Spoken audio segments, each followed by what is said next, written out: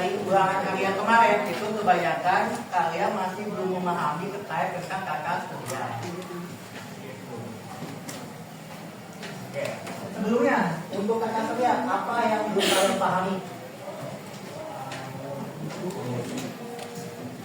Ya, mungkin kalau misalnya kalian masih ingat dengan soal kemarin, ada yang kebingungan nggak sama soalnya? Tidak ada. Revolusi sama rotasi ya. Oke, apalagi?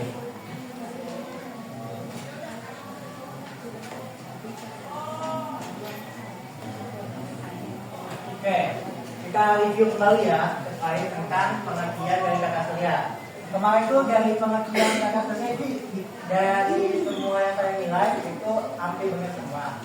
Tapi ada beberapa yang belum lengkap dari pengertiannya seperti itu.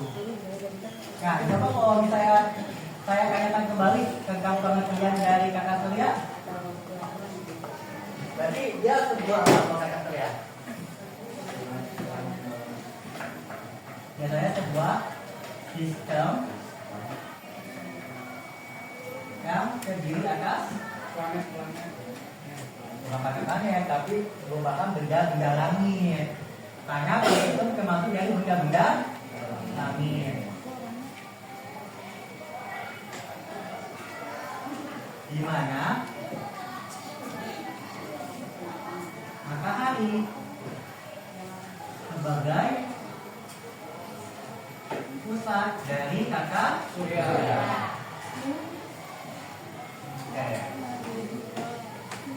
Nah, ini pengertian lengkapnya dari kata surya. Jadi kalau misalnya dari soal yang kemarin itu ada kata-kata benda-benda langit, kemudian ada kata-kata matahari sebagai apa namanya pusat kata surya, itu masih saya tekankan gitu. Oke, kemudian jadi kan ada perkataan di pengertian itu ada benda-benda langit. Nah, berarti benda-benda langit itu merupakan dari anggota dari kata surya. Ada yang masih ingat anggota dari kata surya apa aja? Ada berapa? Ada 6. Ada 6. Saja. Matahari. Matahari, betul. Matahari atau kita sebutnya itu sebagai bintang. Oke, apa lagi? Planet. Planet. 3. Asteroid.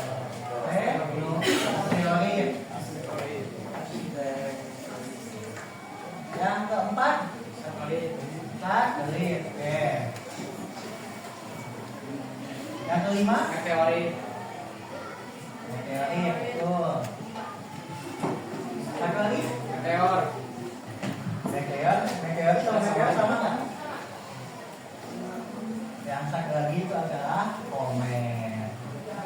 Nah, jadi memang anggota itu ada 6 ini yang namanya anggotanya. Ada matahari, ada planet, ada asteroid, kemudian satelit, meteorit, dan komet. Oke. Kalau matahari itu yang tadi saya bilang pengertian itu sebagai pusat dari kata surya.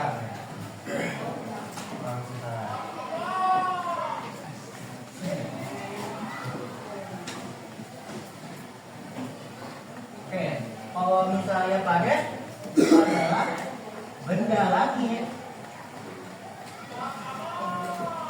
yang mengelilingi matahari.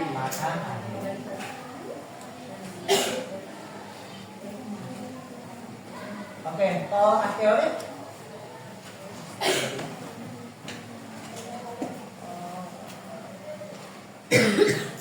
asteroid apa? Batu luar angkasa. Atau kita bilangnya batuan kecil yang tersebar di ruang angkasa atau kata surya.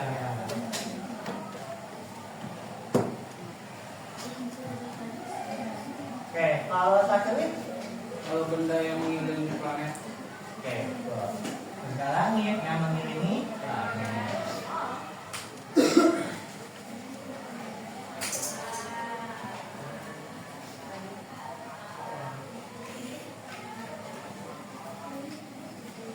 Nah, kemarin banyak yang kebalik antara meteorit dan meteor. Apa bedanya antara meteorit sama meteor? Ya. Meteor adalah termasuk Oke, meteorit itu adalah batuan yang terbakar di tata surya. Itu dia ruang lingkupnya batu benda lainnya itu masih tersebar di ruang angkasa atau di tata surya. Itu disebut sebagai meteorit. Kalau meteor itu adalah batuan yang terbakar dan menabrak planet sehingga bahan bakar batuan tersebut akan habis. Nah, itu disebut sebagai meteor. Yang baiknya antara meteorit sama meteor. Kalau meteor itu adalah batuan yang masih terbakar dan masih kayak berjalan aja di ruang angkasa di tata surya. Kalau meteor itu batuan yang menabrak planet lain sehingga batuan itu bahan bakar tersebut lama-kelamaan itu akan habis. Nah, itu perbedaan antara meteorit dan meteor. Oke, kalau komet, ada yang tahu komet? Dia hampir sama dengan asteroid. Cuma bedanya, kalau asteroid itu kan dia batuan kecil yang tersebar di tata surya ya. Nah, kalau misalnya komet itu adalah ya batuan berbentuk kristal atau debu. Kristal atau debu ketika berdekatan dengan zat tata surya.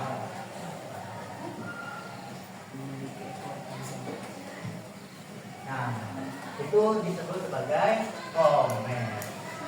Nah, inilah anggota tata surya yang ada di ruang angkasa. Nah, mungkin nanti kalian bisa lengkapi lah. Nanti untuk yang remedial, mungkin yang kode A, yang kode B, kalau yang mau disebutkan anggota-anggotanya bisa dilengkapi saja. Oke, sampai sini ada yang mau tanya dulu nggak? Belum ada?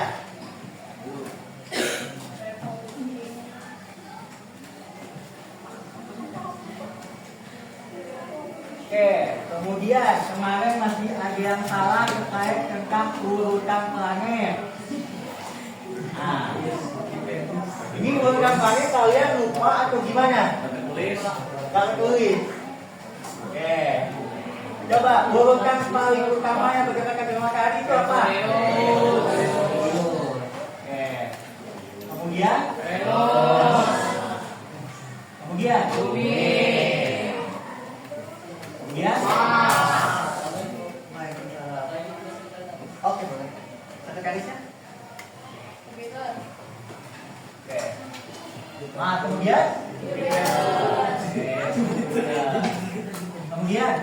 Terus. Terus baru. Tapi bakal ada 8 planet.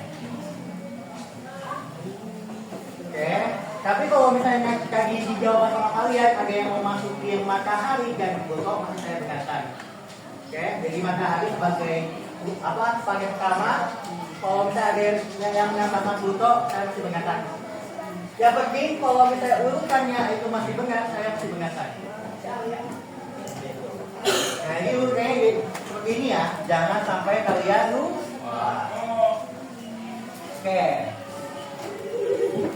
Kemudian pada saat ulangan saya kemarin, Bapak tanyakan kan di soal kenapa matahari sebagai pusat dari tata surya. Ada pertanyaan seperti itu kan? Kenapa matahari sebagai pusat tata surya?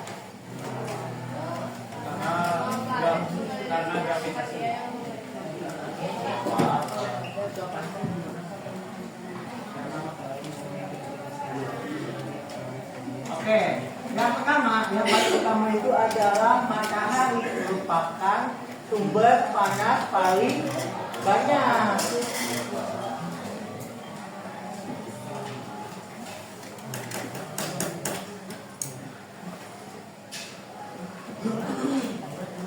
Nah, ini yang paling pertama itu matahari sebagai pusat cahaya surya karena matahari itu sebagai sumber panas yang paling banyak. Makanya disebutkan bahwa matahari itu sebagai pusat dari kata surya. Yang kedua, kenapa matahari bisa juga sebagai pusat kata surya? Memiliki gravitasi. Oke, gravitasi yang kuat.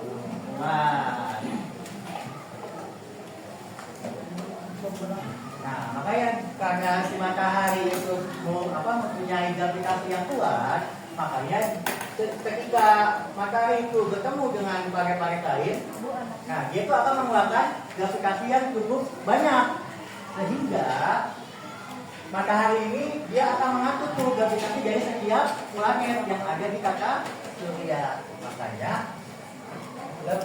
matahari ini juga memiliki gravitasi yang kuat.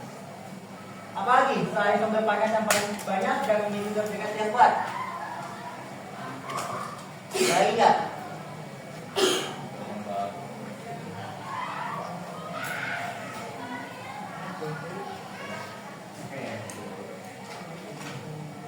Yang terakhir itu adalah matahari memiliki lokasi planet yang cukup banyak. Nah, jadi yang ketiga ya, bahwa matahari itu bisa dijadikan sebagai pusat dari kata surya, karena itu adalah sumber panas yang paling banyak. Yang kedua itu adalah memiliki gravitasi yang kuat, dan yang ketiga itu adalah matahari memiliki rotasi planet yang cukup banyak, sehingga matahari itu bisa dijadikan sebagai pusat dari kata surya. Seperti itu.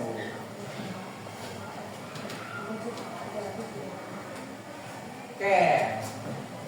Kemudian kemarin itu masih banyak yang salah terkait tentang revolusi dan rotasi bumi. Masih ada yang terbalik antara rotasi bumi dan revolusi bumi. Oke. Coba, kalau misalnya Bapak tanyakan lagi perbedaan antara rotasi bumi dan revolusi bumi, itu apa? Kalau rotasi bumi itu perputaran bumi dengan porosnya. Kalau revolusi itu adalah bukan apa? Buat waktu kita banyak. Kalau misalnya pengertiannya perputaran bumi mengelilingi matahari. Nah, itu pengertian dari revolusi dan rotasi. Jadi rotasi itu, rotasi dunia itu adalah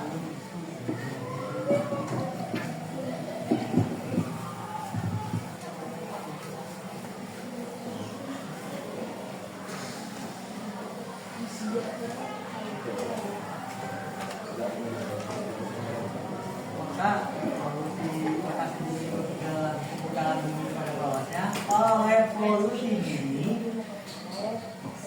itu adalah perputaran bumi mengelilingi matahari.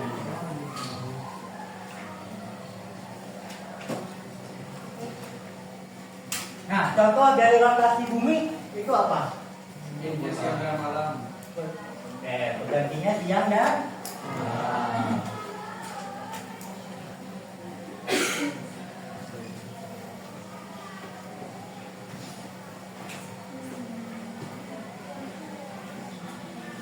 Kalau misalnya rotasi bumi itu adalah pergantian musim. Musim boleh dan pergantian tahun.